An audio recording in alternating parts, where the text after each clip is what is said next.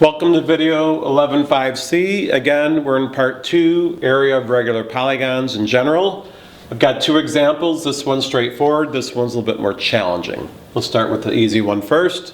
I've got a regular polygon, perimeter of 40, apothem of 5. Find the area. Just a straight shot of the formula. Area of a regular polygon equals 1/2 AP. The apothem is 5, the perimeter is 40, we're good to go. 1/2 of 5 by 40, 1/2 of 40 is 20, 20 by 5 is 100.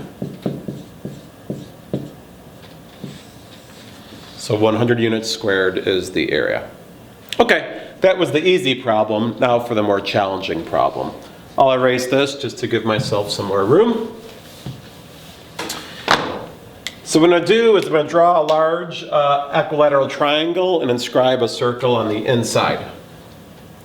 All right, so let's see if I can do this. So that will be my equilateral triangle.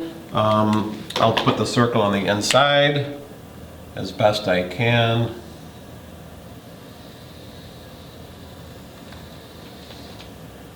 All right.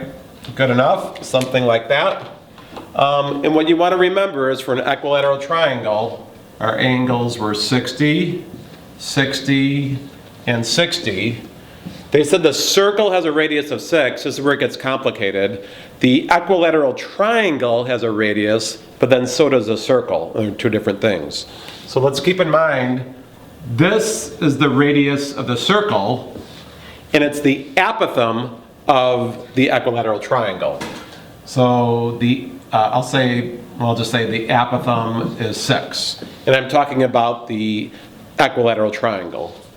This is the radius of the equilateral triangle. And whenever you get a radius of an equilateral triangle, it's going to, or of a regular polygon, it's going to bisect that angle. So this angle here was 60. This little part over here is now 30. Let's focus our attention on this triangle right here. And one more thing, if we're tangent, we've got a 90-degree angle. So I've got a 90-degree angle here, a 30-degree angle here. This must be a 60-degree angle right there. Okay, so now I've got a 30, 60, 90. So again, just the ratios, 30, 60, 90, and the ratios were x, x rad 3, and 2x. So if opposite of 30 is 6, opposite of 60 will be 6 rad 3. And that's just this part right here. And again, that apothem, he's the perpendicular bisector, so this is 6 rad 3, this is 6 rad 3 here. I could have done the same exact work right here. I could have drawn that, you're 30, so the same thing here. So this is going to be 6 rad 3 as well.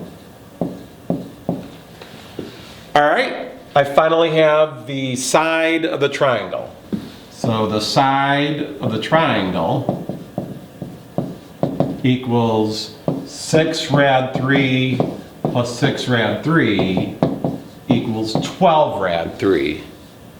And then if I wanted to, I could either use the formula for the equilateral triangle. I'll write that one down. So area of equilateral triangle was rad 3 over 4 s squared. So I could just square that and then multiply it by rad 3 over 4. But I'll just use the generic formula just to show you how that works. So the area of a regular polygon equals 1/2 AP. And again, that A value was 6. I need to get the perimeter. If one side is 12 rad 3, I can get the perimeter pretty easily.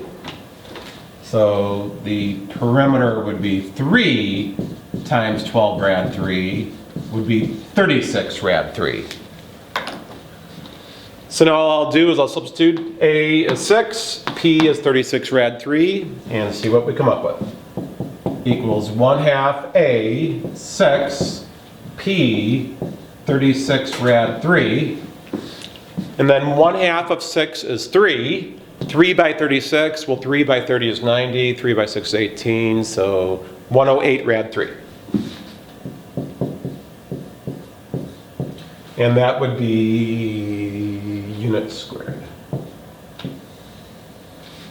And again, if you wanted to use this, you would have just put that in there. But be careful, it's going to be 12 rad 3 times 12 rad 3, which will be 144 times 3, and just be careful with your math. So there you have it, how to work out, I erased it, a simpler example for area of a regular polygon, and a more challenging example for the area of a regular polygon.